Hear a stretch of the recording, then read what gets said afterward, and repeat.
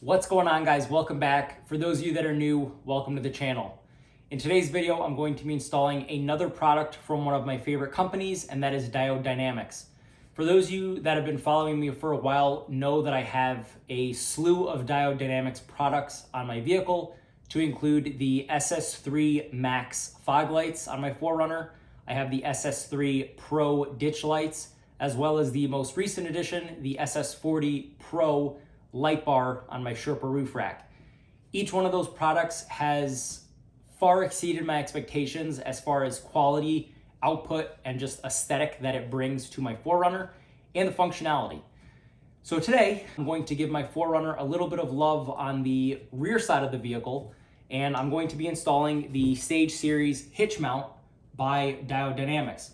Now, this comes in two versions. It comes in the C1 and the C1R, and the difference is if you purchase the C1, you get the white reverse light as well as the running light with your tail lights, or you can get the C1R, which is what I have, and you get a functioning fourth brake light. So think of it as having your two tail lights with the third brake light up top. Now you have a fourth if you purchase a C1R in your hitch mount. So this is a 5-minute install. And again, you can have either the C1 or the C1R, with the difference being you get the fourth brake light with the C1R, whereas with the C1, you get just the reverse light and the accent light while your running lights are on. Now, a few things really quick. This is compatible with 2 or 2.5 inch hitch receivers. So if you have a 2 or 2.5 inch, you're good. And there's also a wire, which we're gonna talk about once we get to the install, that is a safety strobe brake light feature, which you can disable by cutting the wire and re-enable by connecting the wire. I think for my case, I'm going to disconnect that wire because I do not want the safety strobe feature. I just want the fourth brake light to function as a fourth brake light, and when I hit my brakes, it illuminates. Quick disclosure, I did open the box and take all the plastic wrap out. That way you don't hear it on camera. But once you open the box, this is the first thing you're gonna see, and the light will be in here in a plastic wrap. So again, you're gonna see that light firsthand. There's gonna be some stickers on top as well from Diode Dynamics. Put those to the side. Now, I talked earlier that this light does fit either 2 or 2.5 inch hitch mounts. So the way that you can allow that to work with either size is they come with these little plastic adapters. Now, if you have a larger hitch mount, you simply remove this adapter right here. You can see that the plug is right in the back for it, but you're gonna slide this over and into the larger size if that's what your vehicle calls for. And then once you get that done, you're gonna be able to run that in a larger hitch mount. Now, based on my vehicle, I'm gonna be using the smaller of the 2 hitch mount adapters because this will not fit my current setup. So I'm gonna put this to the side, but this is what it's gonna look like. This will slide all the way in until the holes to lock your hitch in place, these meet it, and then this will be seated. Now, looking at the wiring, you have this wire right here. This is not necessary, but what this allows you to do is if you would like to tap into an alternate power source and have constant 12-volt power, this is an option. We're not going to use this today because I'm going to simply wire it up to my trailer hitch wiring, and I'm going to be fine with it. But if you experience flickering with your trailer hitch wiring setup and you need constant power, this is an option. You can either attach this to your brake light or another source for constant 12-volt power. And that plugs in right here in place of what's currently there. Now, if you want that safety feature that I talked about earlier, you will leave this purple wire as is. But if you want to remove that safety feature, all you have to do is simply cut this. And then if you want to restore that safety feature, simply connect the ends together again and put a piece of heat shrink on it, and you get that safety feature again. I'm going to go ahead and cut this because I do not want the safety feature on my 4Runner when I'm using this. And Diode Dynamics thought of everything. Obviously, some people are going to use their trailer hitch at some point to tow, but you can leave the wiring harness in the actual trailer hitch itself, put this little dust cover and water cover on it, and now you might have the light removed. That way you can put your trailer hitch in it. However, your wiring stays in there and you don't have to worry about it getting wet or elements getting into the connector and causing corrosion or, issues with the connector. Now that we've covered everything that's in the box, let's go ahead and go to my 4Runner and get this thing installed. I mentioned earlier that I did not want that safety feature light on my fourth brake light. So I'm going to just cut this purple wire down the middle. And then as a precautionary measure, I'm just going to put some heat shrink on both ends of this. That way water doesn't get in, and then we'll be good to go.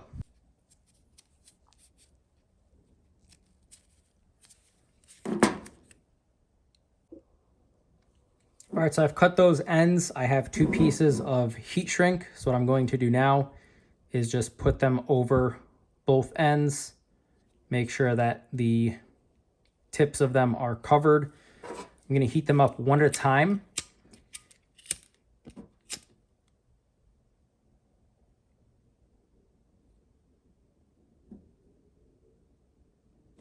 And then for the tip, I'm going to heat the tip up and then fold it back on itself.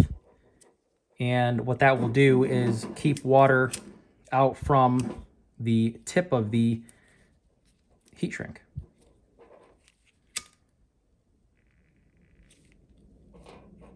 This is, again, not a necessary step, but if you don't want that feature, you can disable it really quickly.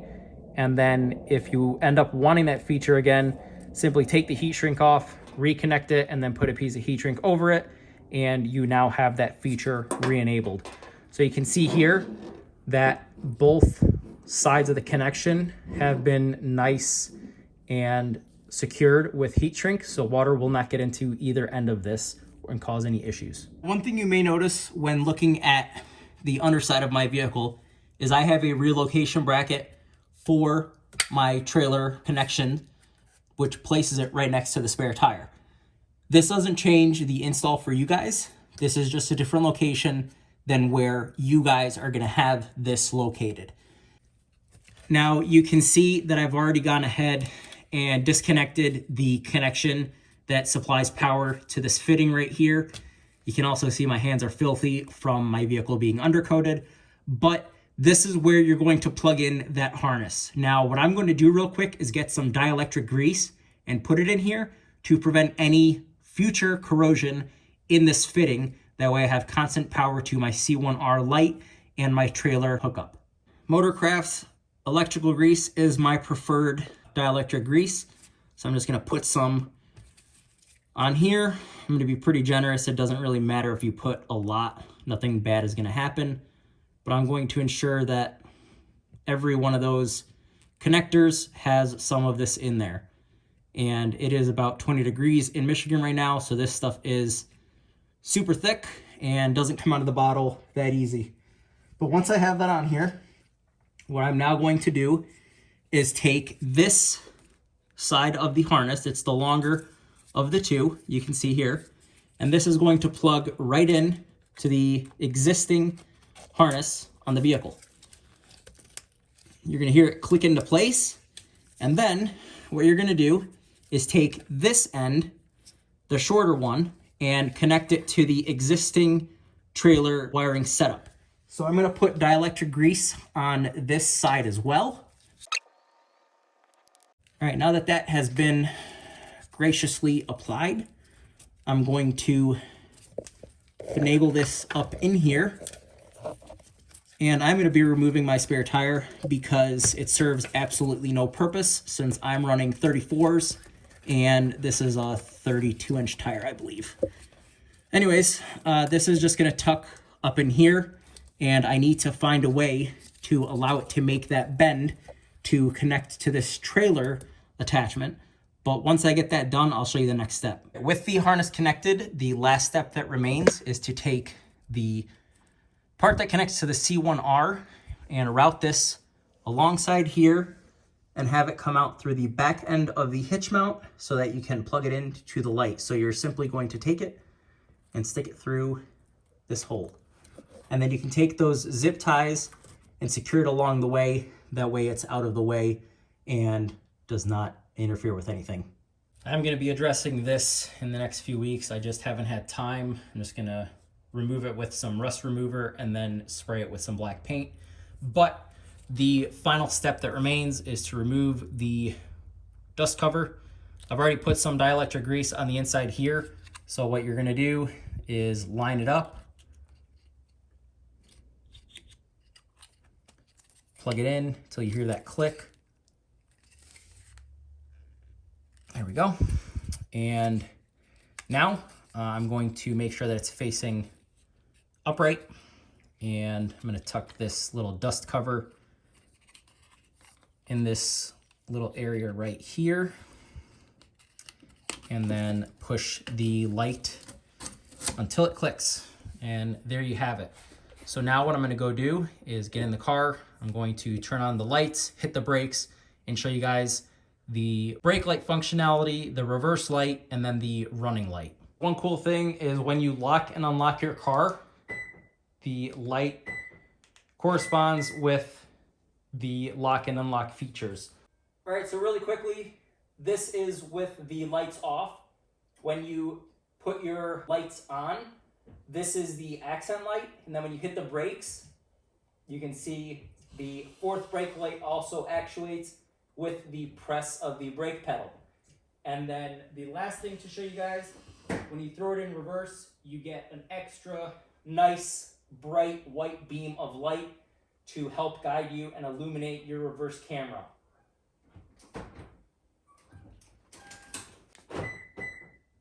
So there you have it, guys. That was the very quick unboxing and install of the Stage Series Hitch Mount by Diode Dynamics. Keep in mind, if you get the C1, that gives you the reverse light function, so the bright white, and it gives you the running lights with your tail lights. What that means is you just get the red light that goes with your running lights. If you purchase the C1R, which is what I showed you in this video, it gives you that fourth brake light feature. So when you hit the brakes, you're going to actually see that hitch mount light, the C1R, illuminate in sync with your tail lights when you apply the brakes. Now, again, this will work for a 2 or a 2.5 inch hitch receiver. All you have to do is swap out that plastic piece that I showed you guys earlier in the video. This is not exclusive to the 4Runner. You can use this with other vehicles. Keep in mind that the wiring harness might differ from vehicle to vehicle, that being the only difference. Lastly, guys, if you found this video useful, please like, share, comment, and subscribe. And if you think that somebody you know may be interested in this, please send them this video.